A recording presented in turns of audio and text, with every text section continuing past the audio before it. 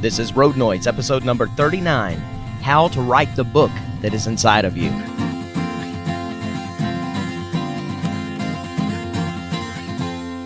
Hello and welcome again to Road Noise Life 1 Mile at a Time. I'm Michael Blackston, your host, and you're sitting alongside me in the passenger seat as I drive along this afternoon. Actually, it's a little bit before afternoon. It's 11 o'clock in the morning on a Sunday morning. And I'm driving, this time not on a commute, but I'm driving just to keep continuity going. I could have done this episode at home in my living room. It's quiet in the house right now. My daughter is with her Mima. She spent the night with her last night. Noah, my son, is playing video games in his room. My wife is taking a little extra time to sleep this morning, and so it's quiet. I could have gone ahead and done this, but in the spirit of continuity, and because I'm obsessive compulsive in ways like that, because you always have road noise in the background, I decided to take a little short drive and do this episode because it's late again. It's been a crazy, crazy week, and I had my son with me on my trip last week into Alabama, most of the week with me, and so I didn't get a chance to record a podcast. He and I were going to together, and then it just never was able to happen. So I wanted to get something out there at the beginning of the week so that hopefully by the time I release episode 40 on Friday when it's supposed to, there will have been enough time between them. So that's enough about that. I have a topic that I want to talk about, and it's been kind of on my mind a lot lately as I've been novelizing Mr. Long Said Nothing and another change to my blog that I've decided to do. So this type of thing has been on my mind, and it hit me that perhaps it's a good opportunity to have a topic for the Road Noise podcast. As you know, I'm novelizing Mr. Long Said Nothing, the play I wrote. I've always wanted to write a book, and I'm halfway through this one, and I've really got good momentum going. I don't really write as much as I would like to write during the day. I would like to be able to get 1,000 words a day in, but my life is so crazy, it doesn't always happen, and I've only been able to get about 3,000 words in this week. But I am plugging along, and I'm obsessed with this book. I'm really into writing it, and I'm happy about it. And I started thinking, what's next? What am I going to do next? And I've got so many ideas for books that I want to write that I don't know which one to do next. And it'll come. I've got plenty of time. They'll be finishing this novel and then doing the second draft editing, then letting people read it and doing the finalized draft editing. So I've got a long way to go before this one's over, and I need to start something new anyway. But all of those trains of thought kind of led me down the track of everybody, I believe, has a book inside of them. I've heard so many people say, I'd love to write, but I wouldn't know what to write about. I love writing, but I don't have the creative ability to write fiction or create these characters or things like that. And I'm here to tell you, you don't have to. I think it's great, and I'm not telling this audience that everyone ought to write a book. You may not, and you may be a really bad writer. I don't have a clue. But what I am telling you is that if you are the type of person that says, I would like to write a book, I think it's a great idea to give it a shot.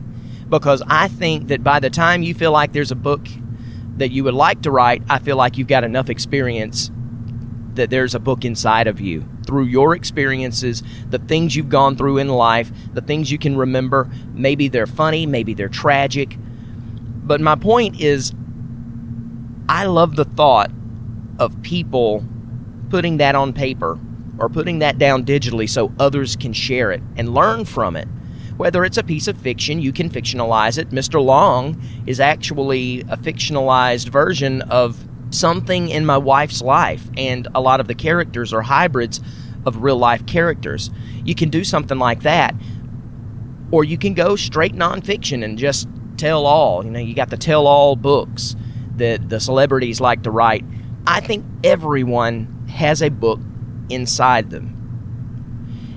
I mentioned my blog, and the reason that my blog is an issue here is because I've taken a hiatus of sorts from the blog. I haven't been writing on it. I'm feeling the need to put something out there on it just so that it has a little bit of motion in that water, but I haven't written every week like I started doing with that blog, and it's not because I'm tired of it. It's just because, like I said, there's so much going on. I've got the Mr. Long thing going on. I need to spend most of my time putting those words into the novel and not into a blog that, frankly, isn't really going anywhere at the moment. I've written several articles. Most of them are in the ballpark of 1,200 words on average. And I've written several of them, and I have a few people who follow me, but not many at all, really. Less than 20, maybe even less than 10 that are actual followers of my blog after having done it for 6, 7, 8 months. So I'm taking a step back and doing what I call stepping back and punting. Yeah, football season's right around the corner. I can't help it. I've got football on the brain as well. And deciding maybe I need to go a different direction with the blog. And here's why now is a good reason. Because I've taken a hiatus on it and I've stopped. I've come to a quote-unquote good stopping point. I have decided I'm going to take what I've got so far. When I'm done with Mr. Long, I'm going to take those blog posts that I have. I'm going to edit them one more time to make sure they're ready and make a few changes so that I can put them into a book format, and I'm going to sell them as an ebook. I don't know if you're familiar with Dave Barry or Louis Grizzard, some of those comedians that used to write books, that they would turn their articles from the newspaper. They were newspaper columnists, and they would turn those into books that they would sell. Well, if they were alive, well, Dave Barry still is alive, but if Louis Grizzard was alive today, he'd be turning them into the digital form, into blogs, and turning those blogs into digital ebooks and stuff like that. So that's what I'm planning to do. And I said all of that to get around back to the subject of the topic, to say I've decided that I want to go a little bit of a different direction with my comedy blog, in that while in the past it's been mostly just kind of what I think about things, random stuff, I find it very hard to just come off the top of my head with something random that is funny. And it hurts my head. And sometimes I feel like I'm reaching in those. When I critique the way the article turned out, I'll feel like I just was really kind of reaching to get a laugh. And that's not what you want comedy especially to be. You want comedy to be natural. You want it to roll off the tongue, or in this case, roll into your mind through your eyes. And it needs to have a flow. It doesn't need to feel forced, because if it feels forced, then it feels cheesy. So while I'm proud of most of what I've done, and everything's going to make it into the ebook, I'm changing direction so that when I'm done with Mr. Long and I get back into the mode of writing my blog again and I start adding to it, I'm going to completely change directions. As a matter of fact, I'm thinking of chopping everything off so that you can get a portion of it, but if you want the rest of it, you have to buy the ebook. I'm not sure if I'm going to do that or not, and if you think that's a bad idea, give me some feedback on that, and I'll tell you how to do that at the end of the podcast episode. But I'm going to change directions, and I'm going to go into a storytelling form, because what I noticed is that every single time that I did a blog post that had more of a story to it, it told about something that happened yesterday or something that happened in my past as a child and things like that, those were the ones that got the most comments. Those were the ones that got the most activity and shares and likes and everything. People love a story. And whether you believe it or not, people love your story. You may think that you don't have anything interesting at all to say. And I mentioned this before when I was talking in the episode about journaling and leaving your legacy. And it applies here as well. One reason, if you're one of those people who've decided that you, or have thought in the past, that you would like to write a book, but you just didn't think you had anything to write about, I'm here to tell you you're wrong, because your life is different. It may seem ho-hum to you, because just like looking in a mirror, when you look at yourself every single day, over and over again, little small imperfections and flaws and things that happen and occur, like aging and stuff, you don't see it happening because you're seeing it every single day. It's a slow fade. Whereas someone who saw you 10 years ago and then sees you for the first time after 10 years, they're going to see a big difference because they haven't been looking in the mirror at you or haven't been looking at your face every day. They're going to see a difference. They're going to see how you've aged. It's the same thing with your life. As you've led your life, little by little, things that you find not very interesting, for someone else, it's probably going to be extremely interesting. So, all right, Michael, you've convinced me. I have a book inside of me, but I'm not a writer. Where would I start? One of the biggest misconceptions that anybody, whether they think they're a writer or don't think they're a writer, has about starting anything like a book or a novel is that they have to start with perfection. And that is absolutely the wrong frame of mind. You don't want to do that. You want to just get the story down. It doesn't have to be perfect grammar. It doesn't have to be beautiful prose. You don't have to write like a poet. You don't have to be Ernest Hemingway. You don't have to be Stephen King. You have to be you. And that's what your audience wants from you. The real person.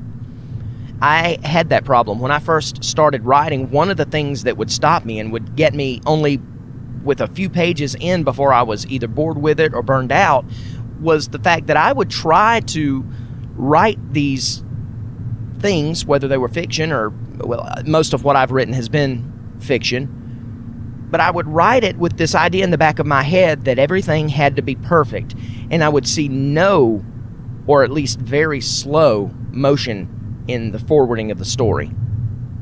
I just could not. It felt like I was just plodding along and my feet were stuck in the mud because I couldn't move forward, because I couldn't get everything perfect the way I wanted it, and I felt like I needed to before I could go forward, and that's not the case. That's why you have first, second, and third drafts. Most artists and writers will tell you that their art and their paintings and everything go through first drafts. I've known as a writer, you heard me say that I do the first draft, then I do a second draft. Nobody sees the first draft. My wife might. But most of the time, what I do is I'll do the first draft, then I'll go back after I've finished the story and I've written the end, and I'll do a second draft. That's where I sit there and I say, okay, the story's done, but how can I make this better? And you'll find that, and I know this is getting kind of really technical and might not be what you are interested in, but follow along with me here. We'll get to an end point, I promise. You'll find that if you'll do the drafts in that way, then once you've got the story finished, you've got a relief here. You've got a weight off of your shoulders, and the story now has a form. It makes sense, and it moves along a lot longer, or a lot faster, I should say, because it already has a form that you can see. It already has a voice. It already has a feel and a soul that you know, and because of that, the prose that you're trying to sharpen and sculpt to make just right comes a lot easier because you know what the entire thing looks like. I hope that makes sense, but it does to me, but I hope it makes sense to you. Artists are the same way, and because I'm an artist, I can talk on this. My best art is when I do a rough sketch of it first. I'll do a real rough sketch and make sure that the sizes of everything and shapes and forms and everything look and feel right. The flow of the piece looks and feels right to me. And I'll do it really rough so that I can just keep working it until I get something that's happy for me. And then I'll go back and shape that up a little better as my kind of second draft. I'll darken the lines of that I like, because there'll be several kind of scribbly lines, and I'll darken the ones I like. And I'll shape everything up into a more steady form that is recognizable as what the future piece of artwork will be. And then when I'm done with that, I will take that image and I will basically transfer that image onto the canvas as my starting point for the finished piece. So my paintings usually go in 3 stages as well. Doing things in stages really helps you out. And it helps you to not feel lost and to not feel just completely overwhelmed with, there's so much story and I don't know where to start. Start at the beginning. Decide what story you want to tell, whether it's in a short, choppy clip like a blog post, or whether you want to just start the whole thing as, I remember the white light as I was coming out of my mother at birth. I don't know. However you want to start it, whatever story you have to tell, I believe you have it in you. You may not have 20 books in you, but I believe everybody has one, and I believe it's interesting. I want to read your story. I would love to read about your life. What similar things happened in your life that happened in mine that you may have taken a different tact with. You may have gone a different direction, and how that worked out for you as opposed to how it worked out for me. Or maybe your life is so vastly different from mine that it's just a brand new outlook on life. Maybe you can teach me things from things that you've experienced. Maybe I'm going through a tough time with divorce. That's a topic I'm going to talk about in a later episode, is dealing with divorce, because I'm a child of divorce, and I believe I came out strong because of it, and I believe that I learned a lot that I can pass along. Well, maybe you've got some stuff that you can pass along. Maybe you're a child of divorce and you can tell me about that story, or your audience, and teach a new perspective on things. Everyone, I believe, has a book in them. I don't believe everyone is ready to tell it, but I believe everyone has a book in them. And so this episode is really designed not to try to enforce that you should write a book, but it's designed to enforce the idea in your mind to mull it over. Maybe I have a legacy to leave. Maybe I have a book inside me, a story that needs to be told. And maybe you need to think about what parts of that you want to tell, how you want to tell them, and then get started. All it takes is a piece of paper.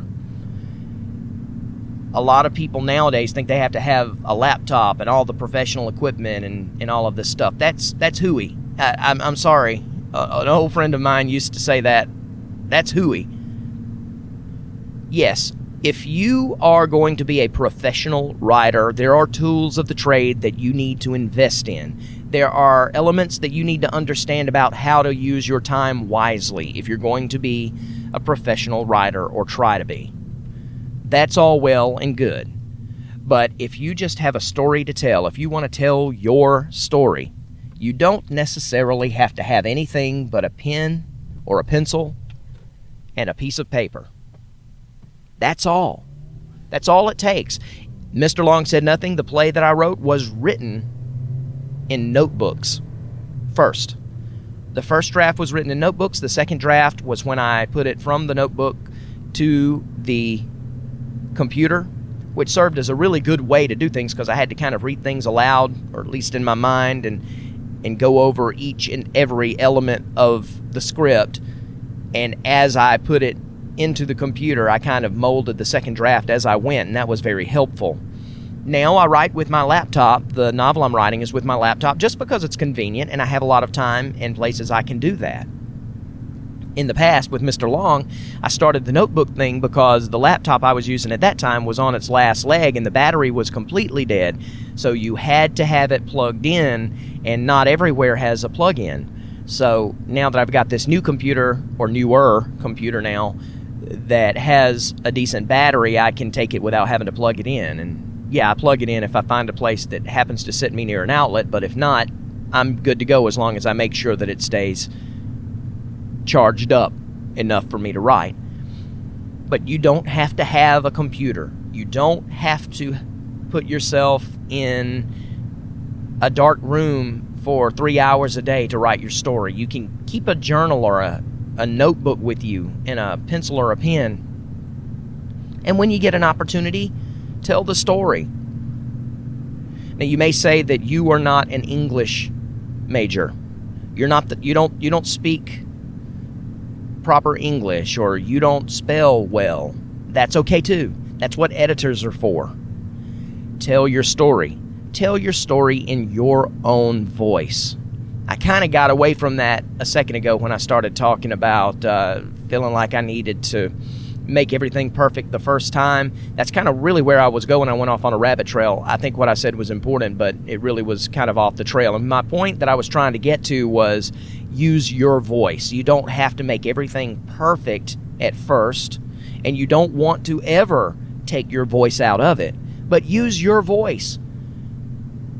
Talk to your audience. Your book readers are an audience. You can't see them. It's not like when I'm up on a stage and I'm walking around and delivering a monologue and listening to them either laugh or whatever they're going to do, looking in the eyes of an audience. It's not the same thing, but it is the same thing. It's still your audience. You just don't get the feedback until they're done reading it. They're an audience. You're talking to them. Treat them that way. Treat your book audience with the same respect you would if you were standing up in front of a crowd of people delivering the story verbally. Use your voice. When I first started doing this podcast, it felt to me like I was trying to do this right here, and I would really round off my voice a little bit. Now, it wasn't really bad. I wasn't doing this right here, the radio voice. I wasn't doing any of that. In fact, it's not quite as bad as I probably remembered if you go back and listen to episode 1, 2, and 3. But there came a point early on in this series where I realized, or in this podcast, when I realized that I was not using my own voice. And I still don't for a time. There's part of the old DJ in me that makes me kind of have to speak a little more pronounced, articulate. That's the word I was looking for, articulate. And I do that for a reason, just because you can't read this, you can't see it or hear it in your own voice. You have to rely on my voice to get the point across. So I try to articulate a little bit sharper when I'm doing this podcast. But other than that, I realized I didn't need to take the Southern out of my voice. I'm a Southern boy, and I should be. I'm not doing a role. If I were doing an English role where I had to talk like this, I could. That's no problem. I could do this entire episode this way. And unless you were English and you were listening to this episode and you could tell the little intricacies about the English accent, you'd know no different. You'd think this was a guy from England. But I'm not. And so I don't need to do this either. I don't need to get rid of my accent. It's the same thing. If you're Southern, be Southern. If you're from Jersey, be from Jersey. Do your accent from Jersey as you write. Write the things you know. And write from the heart. Write little things that are interesting. They may not seem any bit interesting for you. For instance, there's a little phrase I've noticed a lot recently from Northern. I'm not even sure really off the top of my head which region of the country, but there's a little phrase that some of the Northern accents use, and they'll say, "Not for nothing," but I'd not heard that until recently. And then it's one of those things like once you hear it, you can't unhear it, and it seems like you hear it all the time. It's always been around you, but you've never noticed it before. If that's your thing, if you've got a little saying like that comes out and it comes to your mind to say it, put it down in paper. My whole point is you have a book in you. It doesn't have to be someone else writing your story. It's you. Be you. Let you and your personality and your life shine through, because that is what gives life to your story. I honestly believe everybody has a book inside them.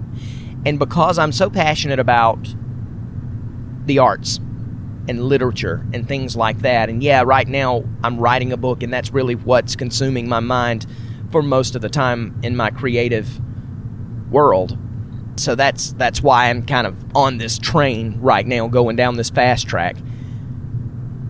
I'm always passionate about the arts, and I want to see more of it. I want to see more people who didn't think they had a creative bone in their body just let it go, let it out in whatever way is best for them. Writing is one of the easiest ways to do that. I could tell you to go paint paintings of your life, but and you can. But painting is one of those things that, depending on how you're wanting it to look, you're going to need some training on. I mean, you're not going to paint a beautiful portrait if you've never picked up a paintbrush before and never tried to do a portrait before, unless you're some sort of savant. Writing, though, if you are listening to this and know how to write words, you can pick up a pen or pick up a pencil and put on some paper whatever words you wanted to. If I told you just write a random sentence and you could do that, then you can write your story. like I said, you can round it out. You can worry over it in draft 2 and 3. You can have somebody else edit it, and nobody's saying that it's going to be a bestseller. You may not even want to ever try to put it out for public consumption. But as I've said in the past about leaving your legacy, just having it, just having your story there written down, you've created something, you've created art, and you created something you can leave for future generations. And that is sort of my motive here. So that's it. I believe everybody has a book in them. So I told you my week was crazy last week, and that's why I didn't get this podcast episode out in time. My son has been wanting to go with me on one more road trip before summer vacation is over. And summer vacation doesn't last. It lasts about a month shorter than it did when I was growing up. It really only lasts about 8 weeks now, at least where I live. So he's going right back on August the 3rd and starting school again. And he'd been wanting to go on one more road trip. He went on one road trip with me where we went and came back in a day. He went to Alabama with me. And he wanted to go on one more where we stayed a couple of nights in hotels, because I do that all the time. And so I told him I would. And then I realized we had 4 weeks left on his summer vacation, and 3 of them, the final 3, were all going to be spent at camp. He's got a 4-H camp for a week and 2 weeks of theater camp. And then the following week, he's going right back to school. So I knew that last week was my last opportunity to take him, as I'd promised on one of my trips. So I took him to Alabama with me. We went to Birmingham that morning, the first morning, and I did my work, and it only took me about half a day to do it. So we had time to spend, and I decided that I would take him back down to Spectre, the movie set of Spectre, Alabama, from the movie Big Fish. It's actually in Millbrook on Jackson Lake Island, in Millbrook, Alabama, just outside of Montgomery. When I went the first time, he said he wished he could go and he'd like to see that, so I decided to take him down there. So we drove an hour south of Birmingham to Millbrook, Alabama, and saw the movie set of Spectre from, like I said, the movie Big Fish. And then we drove into Montgomery to see the grave of Hank Williams Jr. I'd never been there. I'd never actually been into Montgomery. And so that was something else we did that afternoon, and he was not very interested in Hank Jr. Or Hank Williams. He didn't really know what it was. I will tell you something funny that happened, though. We get up to the grave site of Audrey Williams and Hank Williams, and if you've ever been there, it's the actual monument is done in marble, and there are 2 monolith upright stones. Audrey is on the left and Hank is on the right, and they've got music notes and some lines from I Saw the Light on, chiseled into, sandblasted into the stones. And then there's a vase, a stand-up flower vase in between them. And then there's ground markers and what they call coping, which is just a marble border, all white marble, all around the gravesite. And you're supposed to stay outside of the marble border. Which we did. But when we got there, I got out. Noah was on his phone doing his thing, playing pool or whatever, Clash of Clans, whatever he was doing on his phone. And we pulled up. Noah loves cemeteries. And so it really kind of struck me as odd that he was not really interested in looking. So I got out and I looked at it and I took a few pictures. And I noticed there was a beer can in that center flower vase.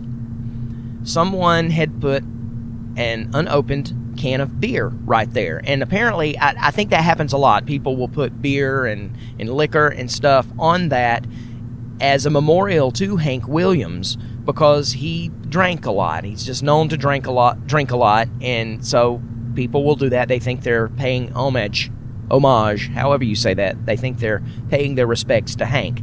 And I noticed it there, but I didn't think to say anything to Noah about it. Well, I got back into the car. And I said, are you not going to go out and at least look at this to say you saw the grave of Hank Williams? So he said, yeah, I will. So he got out, and he started walking. He asked could he walk around the periphery of the coping border. And I said, sure, just don't touch anything. Don't disrespect it. Make sure any signs you see, just, obey the rules, be respectful. He said he would, and he started walking around, and I saw him walking around, but I took my eyes off on him, started checking Facebook and stuff. And the next thing I know, I saw movement out of the corner of my eye to the left. Now, the Hank Williams Monument is close to a tree line. Right across the little road from it is a few more graves, a couple more, I think one more line of graves, and then a tree line. And I noticed Noah was at the edge of the tree line pouring something out.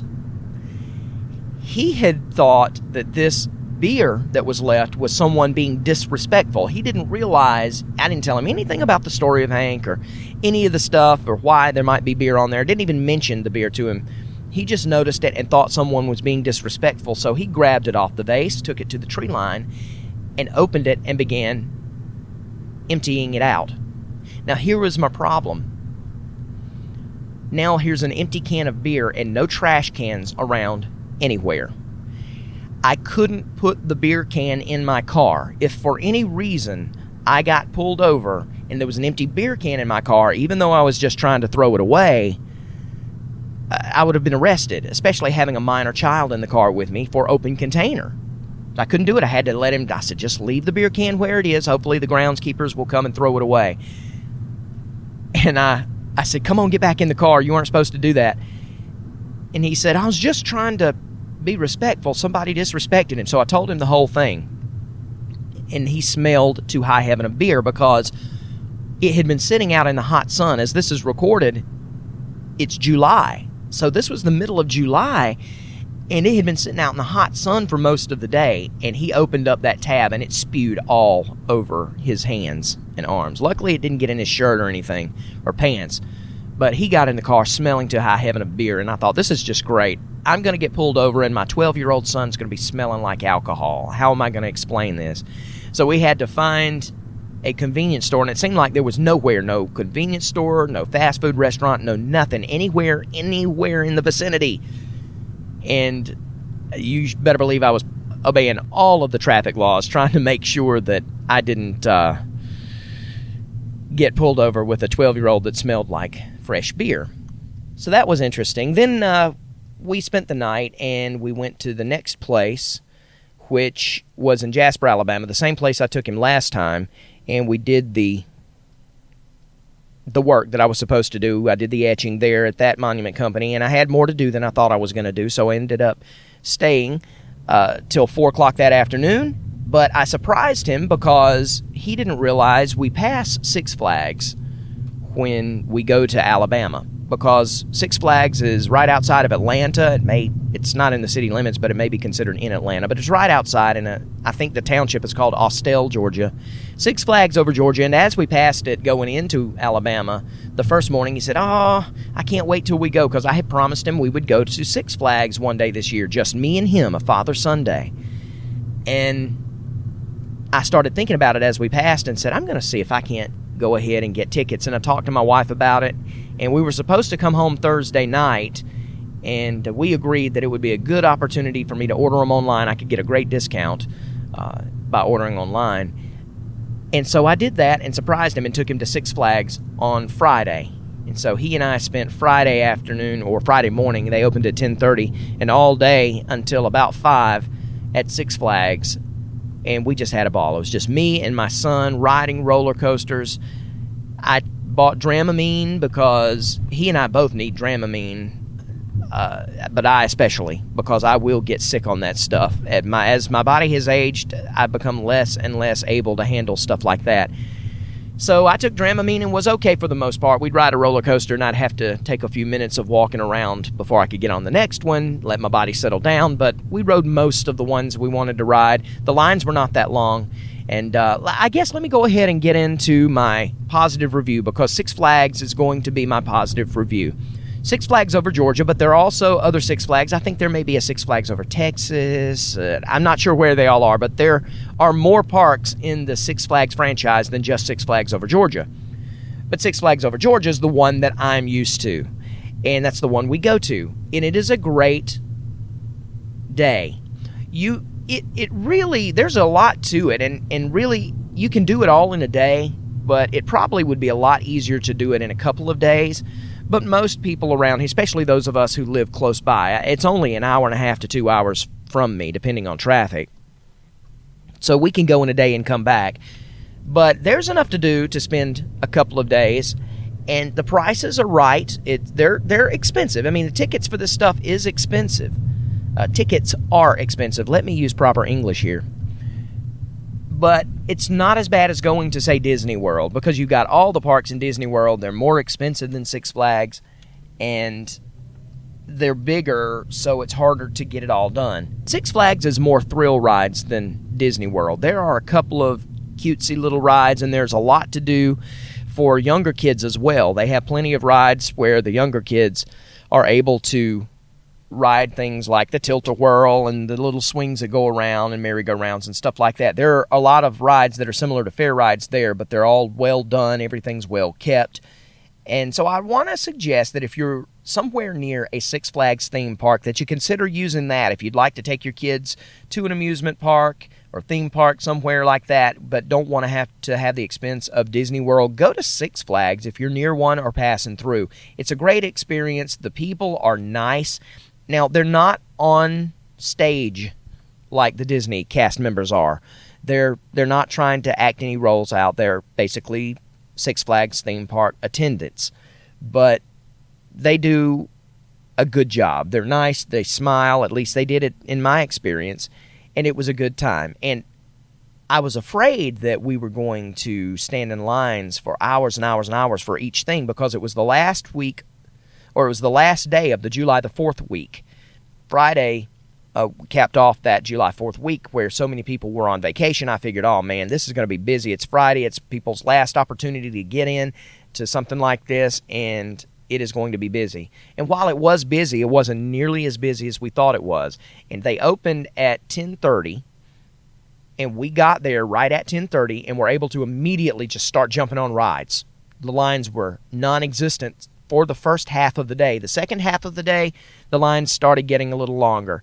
But for the most part, we were able to jump right on to most of the attractions that we were trying to get on. So that's my positive review for this week. Six Flags theme parks. I hope you are near one or going past one and consider going to them. So I hope this has been a good episode for you. It's longer than I thought it was going to end up being. Just consider telling your story in the form of a book. It doesn't have to be 800 pages. It can only be 100. It doesn't have to be 100. Just write from the start to the finish what you have inside you. It may be a novel. It may be a novella. It could be a short story. It may be nonfiction. It could be fiction based on your experiences. That's all okay. That's the beauty of writing. There are no rules other than get your story out and get it started, get it finished. I know I'm inspired to tell my own story at some point just from having told you to tell your stories. So I hope you have had fun with this episode. If you'd like to get in touch with me, here's the way you can do it. I have an email address. It's feedback@michaelblackston.com. You can get in touch with me via my hotline at 706-408-7456. You can also contact me through the contact page at michaelblackston.com. That's my hub website where you can get to all of my stuff. And if you'd like to read some of the blog stuff that I talked about, some of my funny blog that will soon be an ebook, you can go to funnymessylife.com. That's funnymessylife.com, and you can read all of my blog posts right there. Until next time, until episode 40, I'm Michael Blackston. Thank you for sitting in the passenger seat alongside me as we learn to live life 1 mile at a time.